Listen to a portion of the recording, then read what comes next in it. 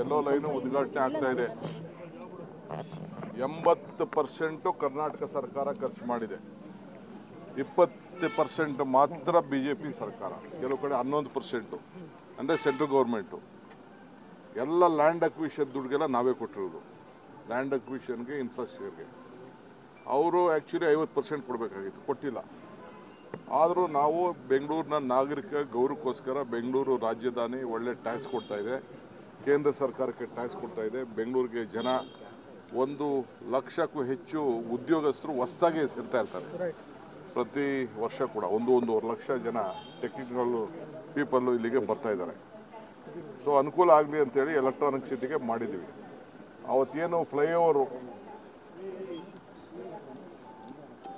Flyover ಇತ್ತು, ಆ flyover ಕೂಡ ಆವತ್ತು ಮನಮೋಹನ್ ಸಿಂಗ್ ಕಾಲದಲ್ಲಿ ಮಾಡಿದಂಥದ್ದು.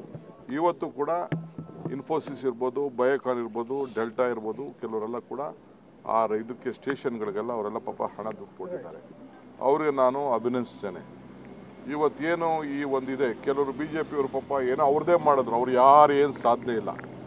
ಯಾವ MP ಕೂಡ 10 ರೂಪಾಯಿ ದುಡ್ಡನ್ನು ಕರ್ನಾಟಕ ರಾಜ್ಯಕ್ಕೆ, ಬೆಂಗಳೂರು ನಗರಕ್ಕೆ ಹಣ ಕೊಡಿಸಲಿಕ್ಕೆ ಯಾವ ಥರದ ಸಹಕಾರನೂ ಕೂಡ ಕೊಟ್ಟಿಲ್ಲ. It is ashamed of all the MPs of Karnataka. No one has pleaded, no one has met the minister, anyone, except in some time irrigation minister. When I met the irrigation minister, someone had requested.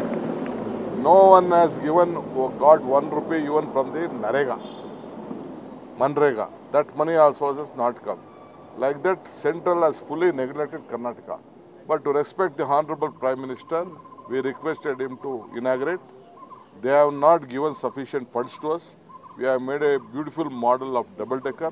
Today I am appealing to the Prime Minister, at least 1 lakh crore, like a national capital, they have to give to us for Bangalore, because Bangalore is giving the highest tax collection in the country. It is the second tax collection in this century.